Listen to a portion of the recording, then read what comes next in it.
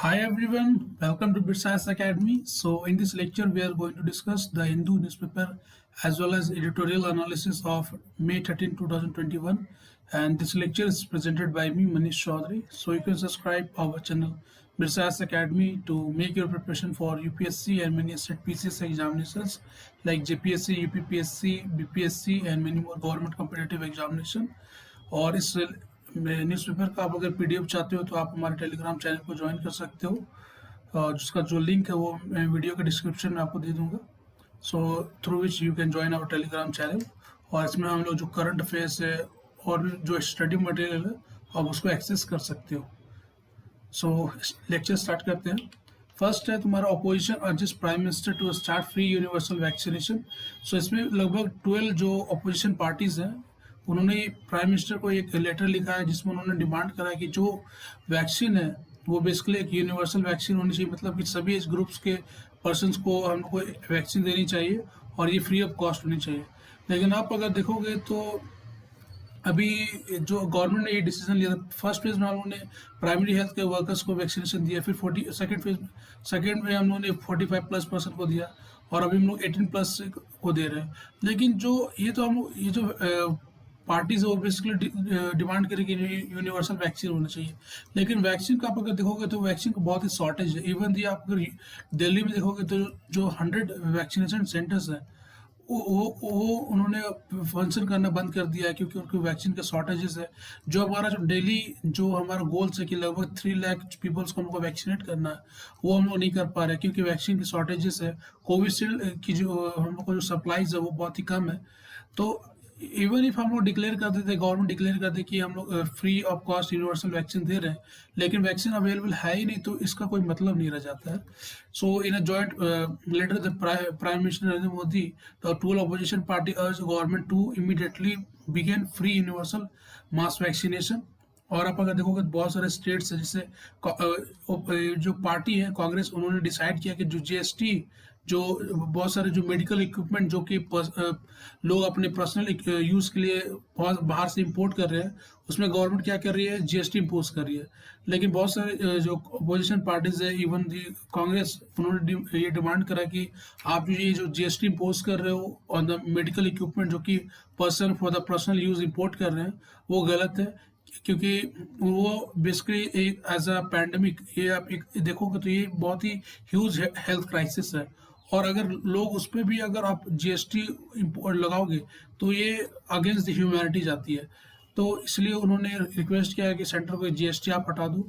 लेकिन जो गवर्नमेंट का आप अगर स्टैंड देखो तो गवर्नमेंट ने बोला कि जीएसटी में जितने भी मेजर्स ले सकते थे और वो मेजर्स हम लोगों ने ऑलरेडी ले चुका है और हम लोग जीएसटी जितने भी है अब उसको कट डाउन नहीं कर सकते। और महाराष्ट्र कर्नाटका में बहुत सारे जो वैक्सीनेशन सेंटर है वो स्टॉप किए गए हैं। रीजन क्या है कि वैक्सीन के जो डोजेस है वहाँ उन शॉर्टेज है। ठीक है, तो ये आर्टिकल यहाँ है। नेक्स्ट है Delhi closes over 100 centres due to shortage. So Delhi के जो डिप्टी सीएम है मनीष सिसोदिया, उन्होंने ये बोला है कि लगभग जो दिल्ली के 100 जो वैक्सीन सेंटर्स है वो क्लोज किए गए हैं सिटी में क्योंकि जो वैक्सीन की शॉर्टेजेस है वो बहुत ही हाई है। कोविशील्ड जो कि डिस्पैच किया जाना था वो अभी तक डिस्पैच किया नहीं गया है। और पहले क्या था, जो डेली जो एडमिनिस्ट्रेट था वो लगभग 1,40,000 डोजेस पर डे दिया जा रहा था, और अब क्या हो गया कि लगभग 1,20,000 जो डोजेस है वो दिए जा रहे हैं। और उनका जो गोल देखोगे तो गोल है वो basically 3 lakh doses per day administrate करना। लेकिन जो कोविशील्ड की जो सप्लाई है वो बेसिकली रिड्यूस हो चुकी है। देख सकते हो कि no centre Delhi able to administer Covaxin, क्योंकि जो सप्लाई है वो बहुत ही रिड्यूस हो चुकी है। और जो एज ग्रुप है 18 से 44 साल तक, उनको जो वैक्सीनेशन की जो लगनी है उसमें बहुत ही प्रॉब्लम क्रिएट हो रही है। नेक्स्ट है तुम्हारा Israel Palestine classes trigger fear of a full scale war. So recently Israel और पाकिस्तान में एक मिलिट्री कॉन्फ्लिक्ट स्टार्ट हो चुका है, क्योंकि आप अगर देखोगे तो जो ईरान लेड एक मिलिट्री ग्रुप है जिसको बोलते हैं हमास, उसने इसराइल के बहुत सारे सिटीज में लगभग 1,000 रॉकेट्स को लॉन्च कर दिया, वहाँ अटैक करा। तो चूंकि आप इसराइल में आप अगर देखोगे तो इसराइल में एक कंसेप्ट जिसको बोलते हैं आयरन डॉम, तो आयरन डॉम के थ्रू उन्होंने इसराइल के जितने भी जो एयर स्ट्राइक हुए थे उसको उन्होंने हवा में ही उसको एक्सप्लॉइट कर दिया। हवा में उसको उड़ा दिया। लेकिन अभी क्या है कि इसराइल ने रिटेलिएट करके बहुत सारे जो मिसाइल्स है वो गाजा स्ट्रिप में और फ़लस्तीन में उन्होंने दागे हैं, और जिसमें बहुत सारे लोग मारे गए। लगभग इसराइल और फ़लस्तीन के बहुत सारे लोग घायल भी हुए। लगभग 230 फ़लस्तीनियंस वो घायल हुए और 100 इसराइल्स वो घायल हुए हैं। तो इसमें ये वाली बात बोली गई है कि ये जो इसराइल फ़लस्तीन का जो कॉन्फ्लिक्ट है वो बहुत ही बड़ा रूप ले चुका है, और ये फुल स्केल वॉर में भी चेंज हो सकता है। तो यूनाइटेड नेशन सिक्योरिटी काउंसिल के जितने भी P5 मेंबर्स हैं, उन्होंने ये जो वॉर की जो सिचुएशन जो क्रिएट हो चुकी है मिडिल ईस्ट में, तो उसको रोकने के लिए ये बात बोली गई है। और Israeli prime minister Benjamin Netanyahu ने ये डिक्लेयर किया है, उन्होंने स्टेट ऑफ इमरजेंसी डिक्लेयर कर दी इसराइल में। और क्योंकि यहाँ वाइड स्केल प्रोटेस्ट हो रहे हैं by the some of the Arab resident, जो कि some of the Arab resident जो कि इसराइल में है, उनका वो इसराइल में प्रोटेस्ट कर रहे हैं, और वहाँ स्टेट ऑफ इमरजेंसी इम्पोज की गई है। और इसमें एक बैड न्यूज़ ये है कि इंडिया के एक वुमेन है, वो भी इस इसराइल अटैक में मारी गई है। और ये बेसिकली केरला की एक वुमेन थी जो कि इसराइल में काम करती थी एज अ हाउसमेड। उसका उसका भी अटैक होने में ये जो लेडी है वो भी अपनी लाइफ को खो दी है। So Saumya was on the video call with husband when she was killed. So ये वीडियो कॉल के थ्रू अपने हस्बैंड से बात कर रही थी when she was attacked and killed. Next, 237 of 320 ventilators are received through PM Care Fund defective. So in this article it says that कि पंजाब जो है जिसने under the PM Care Fund बहुत सारे जो वेंटिलेटर रिसीव किए थे थ्रू सेंटर्स, उसमें लगभग 320 में 237 जो वेंटिलेटर्स वो बेसिकली डिफेक्टिव है, उनके फंक्शनिंग में बहुत सारे प्रॉब्लम्स हैं। और इसके कारण जो कोविड-19 के जो केसेस के सो डील करने के लिए जो पंजाब गवर्नमेंट वो थोड़ी उनको प्रॉब्लम हो रही है। सो ये सभी बातें की राइज की गई कि PM केयर फंड से जो भी वेंटिलेटर्स मिल रहे हैं वो बेसिकली डिफेक्टिव हो रहे हैं और उनकी जो इफिशिएंसी है वो उतनी हाई नहीं है। नेक्स्ट है तुम्हारा प्रोटेक्टिंग प्रिजनर्स। सो इसमें बेसिकली ये बात बोली गई कि आप अगर देखोगे तो अभी जो जेल में वो कस्टडी होने के कारण जो हमारा जो जेल हो बहुत ही ओवर क्राउडिंग हो गया है। पुलिस क्या करती है कि बेसिकली अननेसेसरी अरेस्ट करके उनको कस्टडी में लेती है और फिर उनको जुडिशियल रिमांड में लेकर के उनको फिर जेल भेज दिया जाता है। तो इसके कारण क्या हो रहा है कि जो जेल है उनमें जो क्राउडिंग है वो बहुत ही हाई हो रही है, और इसके कारण क्या होता है अभी जो number of cases covid pandemic है वो बहुत ही राइज कर रहे हैं। और राइज होने के कारण क्या हो रहा है कि जो ये प्रोबेबिलिटी कि उन जो जेल है उनमें जो इन्फेक्शन है वो भी उसमें राइज हो सकती है। तो उनकी जो हेल्थ है, उनकी जो लाइफ है वो बहुत ही थ्रेट में है। और अब अगर देखोगे तो जो नॉर्मल पीपल होते हैं उनके पास एक्सेस होते हैं हेल्थ केयर सिस्टम को। अगर उनको कोई हेल्थ केयर प्रॉब्लम हो रही तो वो डायरेक्टली वो हॉस्पिटल जा सकते हैं, अदर एरिया जा सकते हैं। लेकिन ये जो जेल के प्रिजनर्स होते हैं उनको ये राइट नहीं होता कि वो डायरेक्टली जो हेल्थ केयर सिस्टम है, जो हॉस्पिटल्स है, उनको एक्सेस कर सके। और उनको हेल्थ केयर फैसिलिटी और ये सभी एक्सेस जो सर्विसेज है वो उनको मिल भी रही है या नहीं मिल रही है, जो मेडिकल ट्रीटमेंट है वो उनको अवेलेबल है या नहीं है, ये भी अनक्लियर है। तो इसीलिए सुप्रीम कोर्ट में इसने डायरेक्ट किया कि जो भी स्टेट्स गवर्नमेंट है वो एक हाई लेवल कमेटी फॉर्म करेगी और वो डिसाइड करेगी कि जो प्रिजनर्स है जो कि मिनिमम जो कि छोटे मोटे केस में वो इन्वॉल्व है, तो अगर हम उनको अगर बेल लेकर के अगर उनको रिलीज कर सकते हैं तो उनको बेल पर रिलीज किया जाए। और सुप्रीम कोर्ट ने ये भी बात बोली है कि हम लोग ये जो डिसीजन ले रहे हैं वो बेसिकली ले रहे हैं to protect the life and the health of the prisoner. क्योंकि आप अगर देखोगे तो अंडर आर्टिकल 21 ये fundamental right even the prisoners को है कि उनका जो लाइफ एंड जो हेल्थ है उसको प्रोटेक्ट करने का काम किसको है, सुप्रीम कोर्ट को दिया गया under the fundamental right.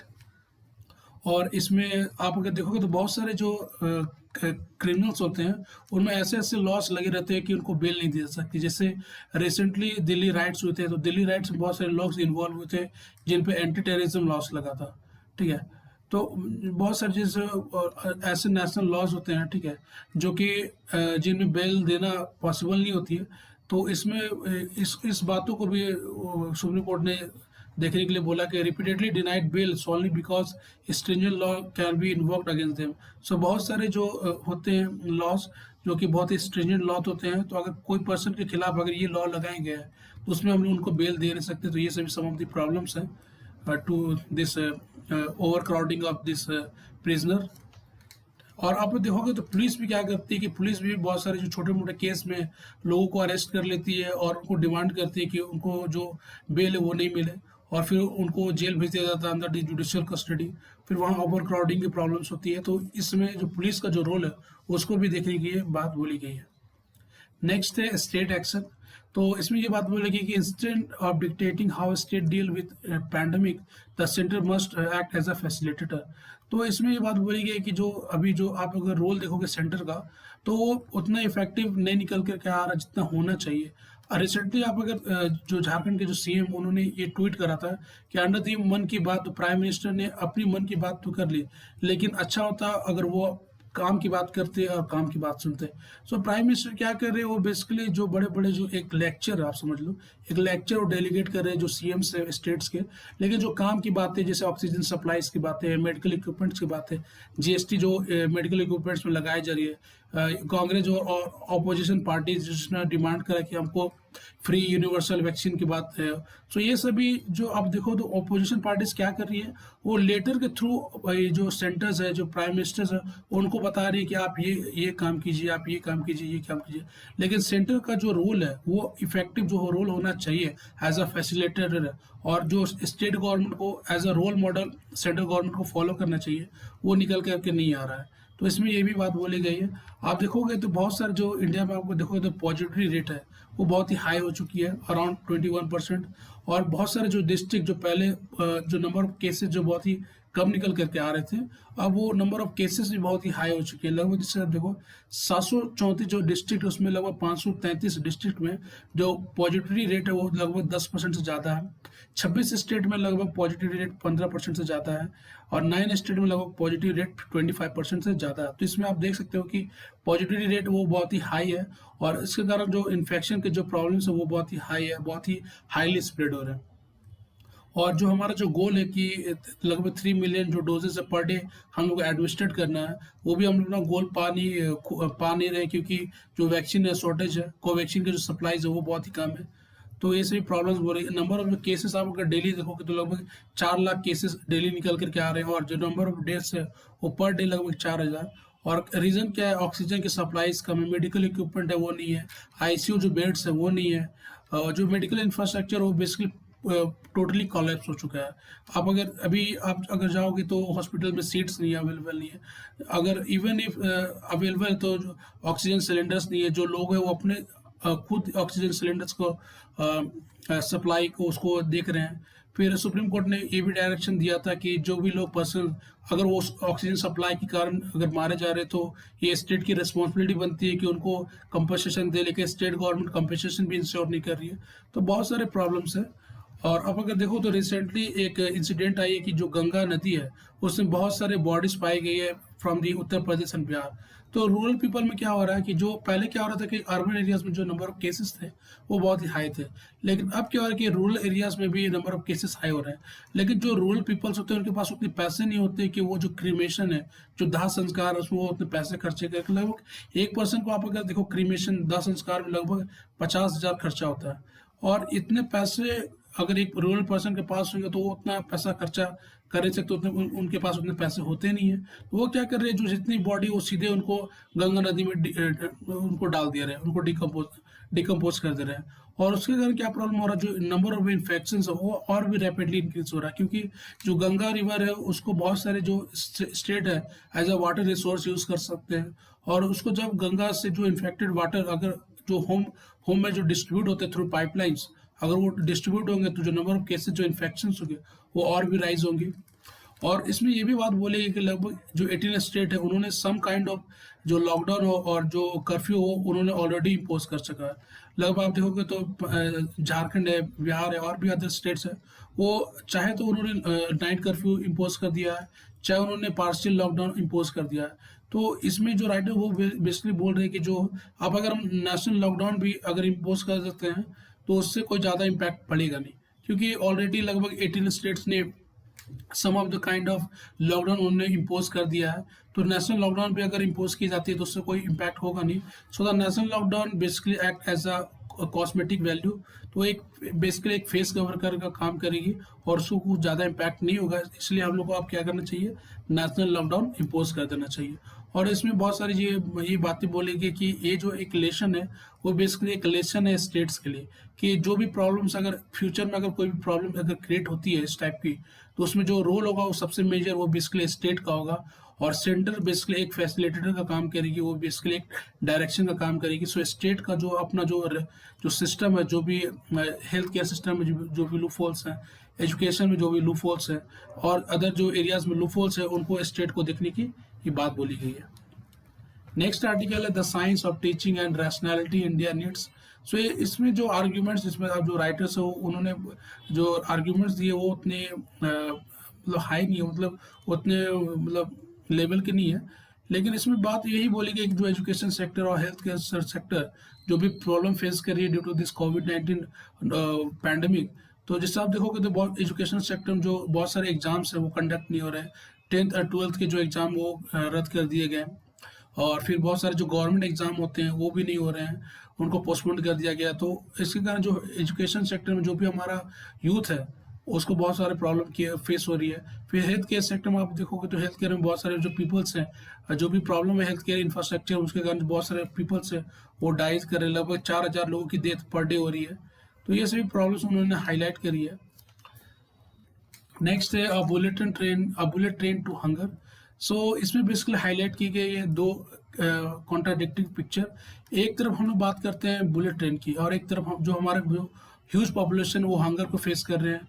Even आप अगर ग्लोबल हंगर इंडेक्स इस समय की जो रिपोर्ट देखोगे, उसमें आसियान रीजन में जो हंगर की जो सबसे ज़्यादा रिपोर्ट्स है वो इंडिया से निकल के लाई है। इवन दी बांग्लादेश का जो परफॉर्मेंस है ग्लोबल हंगर इंडेक्स में वो हमारे से अच्छा है। तो इसके कारण इस जो यहाँ उन्होंने इसमें हंगर के प्रॉब्लम्स है ड्यू टू दिस कोविड-19 पैंडेमिक, उसको हाईलाइट करने की बात की गई है।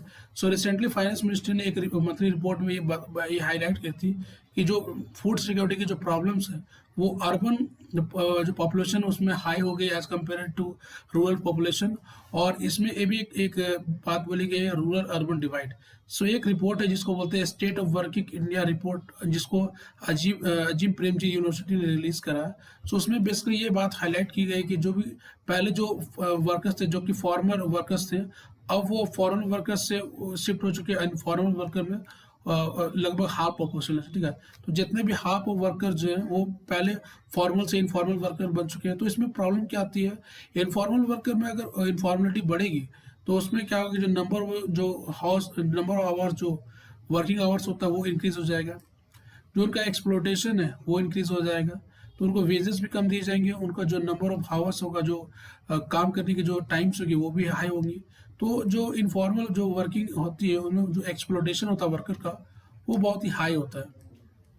और बहुत सारे आप अगर देखोगे स्कीम जो कि गवर्नमेंट चला रही है, जैसे प्रधानमंत्री गरीब कल्याण योजना और अंत्योदय अन्न योजना या नेशनल फूड सिक्योरिटी एक्ट, तो इसमें जितने भी लोग कवर है वो बेसिकली रूरल पीपल वो ज़्यादा इनका बेनिफिट ले पा रहे हैं as compare to this urban poor. Urban poor के पास अगर देखोगे तो उनके पास जो राशन कार्ड्स हैं, बहुत सारे जो पर्सन उनके पास ये राशन कार्ड्स अवेलेबल नहीं है, और उनके कारण जो ये नेशनल फूड सिक्योरिटी एक्ट में जो उनको जो ग्रेन्स मिलता है, फूड ग्रेन्स मिलता है, जैसे 5 kg ऑफ फूड ग्रेन पर individual plus 1 kg of pulses पर हाउस होल्ड, तो ये वो एक्सेस करने में प्रॉब्लम हो रही है। और इसमें ये भी प्रॉब्लम है क्या कि जो नेशनल फूड सिक्योरिटी एक्ट में जो पॉपुलेशन जो भी रजिस्टर्ड है वो बेसिकली 2011 के जो सेंसस होते हैं उसके बेसिस पे है। तो अभी जो न्यूली पॉपुलेशन जो कि रिसेंटली जो अंडर पोवर्टी ड्यू टू कोविड-19 पैंडेमिक आप देखोगे तो बहुत जो हमारा ह्यूज पॉपुलेशन है वो एक्सट्रीम पॉवर्टी में अभी रिसेंट गई है, और ये जो पॉपुलेशन वो कवर्ड नहीं है इस नेशनल फूड सिक्योरिटी एक्ट में। चूंकि नेशनल फूड सिक्योरिटी एक्ट में वो रजिस्टर्ड नहीं है तो उनको राशन कार्ड नहीं बनेगा, और राशन कार्ड नहीं बनेगा तो वो प्रधानमंत्री कल्याण योजना, फिर अंत्योदय योजना और जितने भी फूड सिक्योरिटी की पीडीएस सिस्टम चलती है वो उनको एक्सेस नहीं कर सकते। तो इसके कारण जो बहुत सी प्रॉब्लम है वो निकल करके आ रही है। तो ये सभी बात ये जो इसमें हाईलाइट की गई है, और इसमें जैसे बोला गया जैसे poverty rate in rural areas वो इंक्रीज किया लगभग 15% से, और इसका जो वर्स्ट इम्पैक्ट है वो अर्बन पुअर्स में देखा जा रहा है। बहुत सारे ऑर्गेनाइजेशन है जो कि एफिलेटेड है राइट टू फूड कैंपेन के लिए, जो कि जैसे हंगर वॉच है। तो ये सभी देख रहे हैं कि जो अर्बन पुअर उनमें जो माल न्यूट्रिशन के जो रेट्स है वो बहुत ही हाईली इंक्रीज हो रहे हैं, ठीक है। So higher proportion of the resident in the rural areas, लगभग 56% had not national food security cards as compared to 27% which is located in the urban areas. So 56% जो कि रूरल पॉपुलेशन उनके पास ration cards है, लेकिन जो urban force है उसमें केवल 27% ही है जिनके पास राशन कार्ड है। तो ये सभी बातें इसमें हाईलाइट की गई है। नेक्स्ट इसमें ये दिखाया गया है कि जो जो सप्लाईज है लगभग वो कोविड-19 वैक्सीन के वो बहुत सारे स्टेट्स में कम है, जिससे इसमें ये बोला गया है कि limited supply. So the 18 crore vaccine doses received by the all the state UT 11 are enough to vaccinate only 19%। ठीक है। सो जो इसमें बात बोले कि जितनी भी जो अभी डोजेस दिए गए हैं लगभग 18 करोड़ वैक्सीन डोजेस जो कि सेंटर ने स्टेट्स को दी है, वो केवल लगभग 20% ही इंडिया पॉपुलेशन को हम लोग दे सकते हैं, और जो 80% है उनको देने में बहुत ही हम लोग को जो वैक्सीन अवेलेबल है वो नहीं हो पा रही है। नेक्स्ट तुम्हारा फुल यूटिलाइजेशन है कि जो 18 करोड़ जो वैक्सीन जो कि रिसीव की गई by the state and UT, उसमें लगभग केवल 90 उन्होंने जो यूटिलाइज किया वो लगभग उन्होंने 95% उन्होंने जितनी भी वैक्सीन उसको यूटिलाइज किया। मतलब कि अगर 100% जो भी वैक्सीन अगर भेजी गई है तो उसमें 95% जो वैक्सीन है वो ऑलरेडी यूज्ड है, मतलब केवल 5% बची है जो वैक्सीन वो एज अ रिजर्व बची है। तो ये सभी जो बातें हैं उसको इसमें हाईलाइट की गई है। नेक्स्ट तुम्हारा DRDO oxygen supply units to be procured for 322 crore. So इसमें oxygen care technology was developed to help soldiers posted in the high altitude. So recently DRDO ने एक टेक्नोलॉजी इस्टेब्लिश की है और डेवलप की है जिसमें जो सोल्जर्स हैं जो कि हाईली एल्टीट्यूड एरियाज में पोस्टेड होते हैं, तो उनको ऑक्सीजन की जो भी प्रॉब्लम्स होती है उनको डील करने के लिए ऑक्सीजन सप्लाई एक यूनिट उन्होंने प्रोक्योर करा। So the PM by using the PM care fund, जिसको बोलते हैं prime minister citizen assistance and relief in energy situation fund, sanction procurement of 1.5 lakh units of the oxygen care system developed by DRDO। ठीक है। सो PM care fund का use करके लगभग 1.5 जो lakh unit of oxy care system उनको उन्होंने develop किया bye the DRDO, और लगभग 4 lakh litre capacity oxygen procured plant supplied by the Germany started functioning at the Sardar Vallabh Bhai Patel hospital, जो कि set up by the DRDO in the national capital. So Germany ने recently एक help भेजी थी जिसमें ऑक्सीजन प्रोडक्शन प्लांट को एस्टैब्लिश करने की बात बोली थी, और उसको एस्टैब्लिश किया गया नेशनल कैपिटल में, और उसके कारण जो ऑक्सीजन सप्लाई की जो भी प्रॉब्लम्स हैं उनको डील करने के लिए देखी जा रही है। और एक ऑक्सीजन सोलिडरिटी जो ब्रिज है जो कि स्टैब्लिश की गई है बिटवीन दी फ्रांस और इसमें क्या किया जा रहा है कि बहुत सारे जो ऑक्सीजन जो कंसनट्रेटर है उनको इंडिया भेजा जा रहा है। तो ये सभी बातें बोली गई है। जो भी इस आर्टिकल में बेसिकली जो भी इंटरनेशनल हेल्प जो इंडिया एक्सेप्ट कर रहा है फ्रॉम डिफरेंट कंट्रीज, जैसे इंडिया की जो नेवी है under this initiative of called समुद्र सेतु, ठीक है, उसमें बहुत सारे जो हेल्प है वो रिसीव्स कर रहे हैं। तो ये सभी बातें इसमें आर्टिकल में बेसिकली बोली गई है। नेक्स्ट है most NGO don't have SBI account. तो इसमें ये बात बोली गई कि रिसेंटली क्या था कि फॉरेन कंट्रीब्यूशन रेगुलेशन एक्ट में गवर्नमेंट ने पिछले साल एक बहुत सारे चेंजेस लाए थे, और इसमें ये उन्होंने मेंटेन किया था कि जो भी NGO है जो कि इंडिया में फंक्शन कर रही है और जो इंटरनेशनल फंडिंग एक्सेप्ट करती है उनको एक अकाउंट खोलना पड़ेगा दिल्ली में। दिल्ली के जो SBI स्पेसिफाइड जो SBI का अकाउंट है ब्रांच है वहाँ दिल्ली में जो लोकेटेड है वहाँ एक कंपलसरी रिक्वायरमेंट एक बैंक अकाउंट खोलनी पड़ेगी टू रिसीव दिस फंड। तो अभी बहुत सारे नॉर्म्स उसमें चेंज किए गए, जिससे आधार को लिंक करने की बात की गई है, ठीक है। तो और भी ऐसे भी जो नए जो प्रोविजंस उसमें इंक्लूड किए गए हैं, और उसके कारण जो हम लोग जो NGOs है वो फॉरेन कंट्रीब्यूशन रेगुलेशन एक्ट के थ्रू जो भी कंट्रीब्यूशन वो लेती हैं उनमें बहुत सारे प्रॉब्लम्स हो रही है। तो जैसे रिसेंटली जैसे गुवाहाटी हाई कोर्ट में एक NGO ने एक प्री फाइल करा था और उन्होंने बोला था कि जो ये गवर्नमेंट ये जो बोल रही है कि to accept this international fund you have to link your account with Aadhaar. So जैसे सुप्रीम कोर्ट ने एक जजमेंट दी थी केएस पुट्टास्वामी, उसमें सुप्रीम कोर्ट ने ये बात बोली थी कि जो Aadhaar link to this bank account वो नेसेसरी नहीं है। तो इसमें यही बात सुप्रीम कोर्ट ने डायरेक्शन दी है सेंटर को कि आप अगर आधार लिंक करने के लिए अगर बोल रहे हो तो ये किस बेसिस पे बोल रहे हैं, ये उन्होंने उसका एक्सप्लेनेशन मांगा है। और रिसेंटली जो अमेंडमेंट जो कि इंट्रोड्यूस की गई फॉरेन कंट्रीब्यूशन रेगुलेशन एक्ट ठीक है, जो कि सितंबर 2020 में थे। तो उसमें बहुत सारे जो एनजीओ है जो कि रजिस्टर्ड अंडर दिस एक्ट, उनको ये बात बोली कि आपको एक डिजिग्नेटेड बैंक खोलना पड़ेगा, एक नया, और जो पहले जो अकाउंट में है उसमें आप फंड रिसीव नहीं कर सकते हो, आपको एक न्यूली अकाउंट एक खोलना पड़ेगा जो कि आधार से लिंक्ड होगा। तो ये सभी प्रॉब्लम्स जो कि रेस की गई, क्योंकि बहुत सारे आप अगर एनजीओ देखोगे तो वो बहुत ही अच्छे काम कर रही है to deal with this pandemic, लेकिन जो फंड है वो जो एक्सेप्ट नहीं कर पा रहे हैं due to this new provisions of foreign contribution regulation act. तो उसके कारण क्या हो रहा है कि जो जो हेल्थ फैसिलिटी है, जो अदर जो फैसिलिटी जो एजुकेशन एरिया में है, और भी जो फैसिलिटी जो एनजीओ प्रोवाइड कर रही है तो पीपल, वो उनको परफॉर्मेंस करने में बहुत ही प्रॉब्लम हो रही है। और हेल्थ में जो मिनिस्ट्री ऑफ होम अफेयर्स ने, उन्होंने इस पर कोई भी कमेंट नहीं किया कि ये जो प्रोविजंस है उसको लेकर के वो क्या डिसीजन ले रहे हैं। और आप अगर देखोगे तो जो नेशनल डिजास्टर कंट्रोल अथॉरिटी, उन्होंने भी एनजीओ का हेल्प लेने की बात की है कि ये जो नया डिजास्टर जो कोविड-19 पैंडमिक है, उसको केवल गवर्नमेंट वो डील नहीं कर सकती है, हमको जो एनजीओज है उनका भी हेल्प लेने की ज़रूरत है। नेशनल डिजास्टर अथॉरिटी ने ऑलरेडी ये स्टेटमेंट चूँकि इशू किया है, लेकिन गवर्नमेंट जो एनजीओ का रोल है उसको वो सीरियसली नहीं ले रही है। और ये सभी जो नए जो प्रोविजंस हो, जो कि फॉरेन कंट्रीब्यूशन रेगुलेशन एक्ट है, उसमें जो सम ऑफ द प्रोविजंस है जिसके कारण जो फंड जो एनजीओ एक्सेस करने में बहुत ही प्रॉब्लम हो रही है। तो ये सही बात इस समय इस आर्टिकल में हाईलाइट की गई है। So this is all about this lecture. And recently China blames US troop withdrawal for the search and attack in Afghanistan. So इस ये जो नया जो प्रॉब्लम आई है कि यूएस विड्रॉ कर रहा है फ्रॉम अफगानिस्तान, वो अपने पूरे ट्रूप्स को वहाँ से विड्रॉ कर रहा है, तो इससे रिलेटेड मैंने एक वीडियो बनाई, आप उसको देख सकते हो। So thanks for watching us and you can subscribe our channel बिरसाइज एकेडमी। So thank you.